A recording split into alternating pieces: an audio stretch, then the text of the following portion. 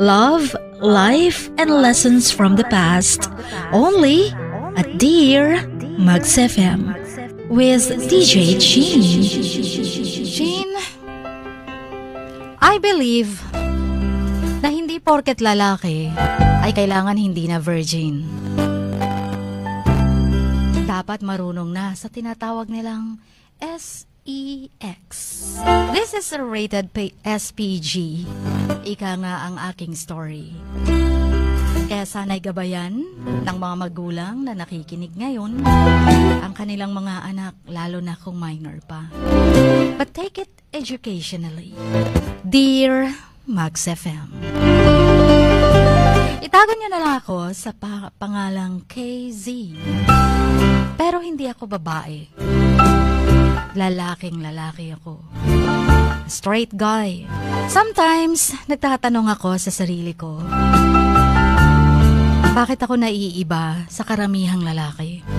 Kasi, nakikipagrelasyon ako, hindi because of sex, but because of love. When someone is asking,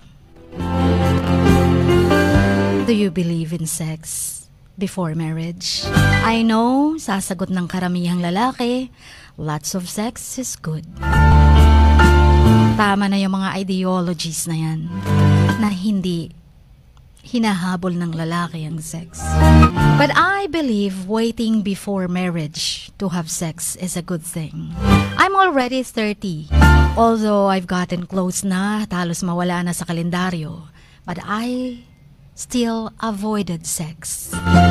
So if there's anyone who understands this belief, ako yun. Wala na yatang maniniwala na hindi ko pa ginagalaw ang girlfriend ko, na hindi pa kami nagsiping. Hinahanda ko ang sarili ko, hindi lang siya, kundi sa magiging pamilya ko. Gusto ko ang mapapangasawa ko ay sacred muna. Sacred as a crystal before marriage. Ayoko ring makipag-sex lang na hindi pa sigurado sa buhay. Kung siya nga ba talaga ang pakakasalan ko. I also know that love is a complicated thing. And I've been in a similar position of being in love with a girl kung saan ang sexual history niya ay hindi ka nais-nais. Yes, Jean, na-in-love ako sa babaeng hindi na virgin. Sabihin na natin, she's been with at least more than 10 guys before me. Siguro nga, mga 20 more. My girlfriend could not detect yet, as of now, kung virgin pa ako. Because she has not sexed with me. Ever. But this to me suggests that despite the number of partners na meron siya noon, ang importante sa akin ay ang present ngayon. So, nagkaroon siya ng maraming karelasyon. But I would say she is not really that experienced pagdating sa kama. Kasi hindi naman siya naghahanap nun. Hindi rin naman siya yung aggressive na babae na gustong may mangyari agad sa amin. She's probably had a lot of bad sex, maybe, or was too intoxicated for most of her sexual experiences to leave a strong imprint. Sabi niya, minsan na daw siyang na-trauma. Kasi yung isang partner niya parang sadista. Pero isang gabi nun, bigla siyang nagtanong. Kasi almost 2 years na daw kami. Wala pang nangyayari sa amin. Hanggang kiss lang. Hanggang holding hands lang. Pero na hindi na umaabot sa ganon kalalim. Sabi niya, guess daw niya virgin pa ako. Which is true. Pero sabi niya baka bakla daw ako. Which is not true. Lalaki ako. Babae ang gusto kong makasama. Sometimes she will get mad dahil para daw akong bading. Hindi ko naman daw siya or hindi naman daw niya ako pinipigilan kung merong mangyari sa amin. Baka daw masyado akong nag-iisip at masyado akong nagre-respeto sa kanya. Na kesyo ganyan, kesyo ganito. Na hindi pwede bago hindi pa kinasal. Sabi niya nga, after being with so many guys, she thinks she understands sex naman. But hindi naman daw siya all the way. But the fact that she couldn't even tell me na dapat may mangyari sa amin, na hindi na rin naman siya virgin, so ano daw yung kinatatakot ko? It raises doubts to the worldview that having more sexual experience leads to better sex. And that's probably the worldview she has had up until now. Ang totoo niyan, kung virgin ka pa, then mag-change ang perception niya sa'yo. Pero hindi na kasi. That which would have also changed how she perceived having sex with you. With me. Napaka-disgusting ko na ba bilang lalaki? Dahil gusto ko ang pakakasalan ko sa honeymoon kami.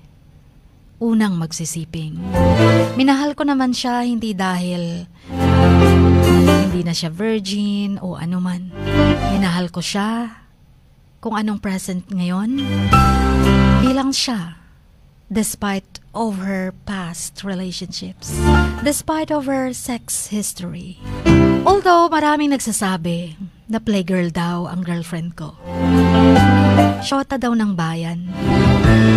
Marami na daw nakatikim sa kanya. Pero ibahin nila ako. Ginagalang ko siya at hindi lang sex ang habol ko sa kanya. Mahal ko siya pero I still have this doubt kung siya na ba talaga ang dapat kong pakasalan. Walang doubt sa pagmamahal ko sa kanya. Pero alam mo naman ang tadhana. Kahit mahal mo isang tao, pwede pa rin siyang mawala. So hanggat maaari, hindi ko siya gagalawin nang hindi ako magkakaroon ng responsibilidad na wala sa oras at hindi sa tamang panahon. Siguro nga if we were just animals, na fina-follow lang yung biological instincts nila, maybe the answer might be obvious. But we humans have feelings and bonds that animals don't have, such as love and empathy. So while I do buy the biological theories for mate selection, I also find these theories to be the shallowest reasons for ending an otherwise perfectly good relationship. Yes, Chin, mababaw na dahilan para tapusin ang aming relasyon. Pero ang girlfriend ko na mismo ang nag-decide na tapusin ang relasyon namin. Siyang nagsabing baka nga daw bading ako. Baka daw ang hanap ko ay lalaki. Hiniwalayan niya ako sa pinaka-shallow na dahilan dahil hindi ko kaya makisiping sa kanya. So nag-explain ako na ayoko muna siyang galawin hanggat hindi pa tayo ready, ang sabi ko. Hindi pa financially and mentally, emotionally stable. Pero nagtampo siya. Gusto ko siyang pagbigyan. Pero andun pa rin ako holding on to my belief na no sex muna before marriage. Sabi niya, uso lang daw sa mga babae yun. Pero sa mga lalaki, parang hindi daw common yun. Tinawanan niya pa ako. Ininsulto ang pagkatao. I also asked myself what's wrong with me.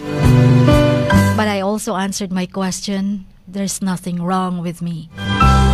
Alam kong lalaki ako, pero ginagalang ko siya at ayokong madala sa last at libog lang ng katawan.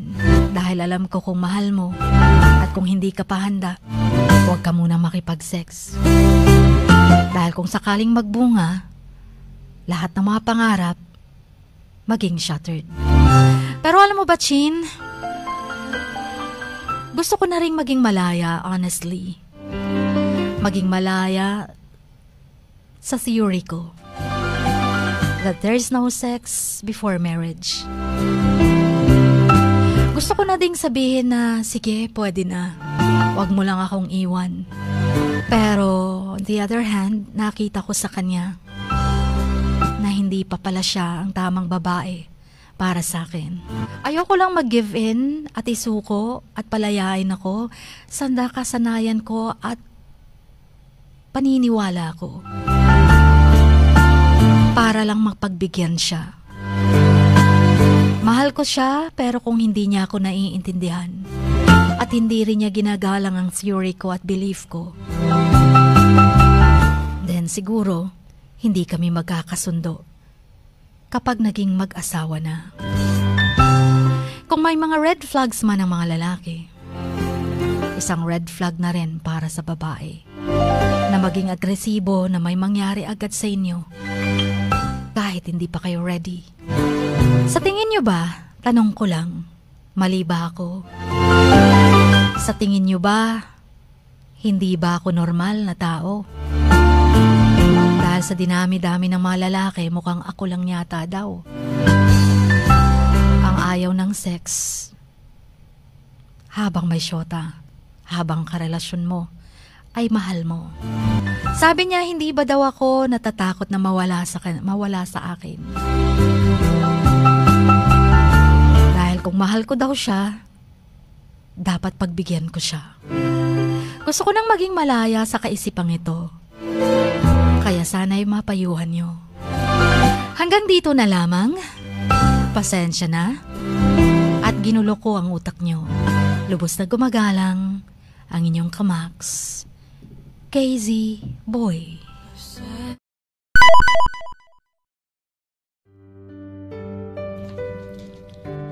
Sa bawat pagluha mo, may nakatagong kwento. Sa bawat ngiti mo, may gustong sabihin ang puso mo. At sa likod ng iyong halakak at maging sa pagkabiko mo, may mensaheng nakabalot sa iyong pagkatao. At ang tanging nais mo lamang ay mapakinggan ang mga ito ng buong mundo. Dear Max FM with DJ Chini. Life has got all those twists and turns. Stand up for what you believe in. What lies behind you and what lies in front of you pales in comparison to what lies inside of you.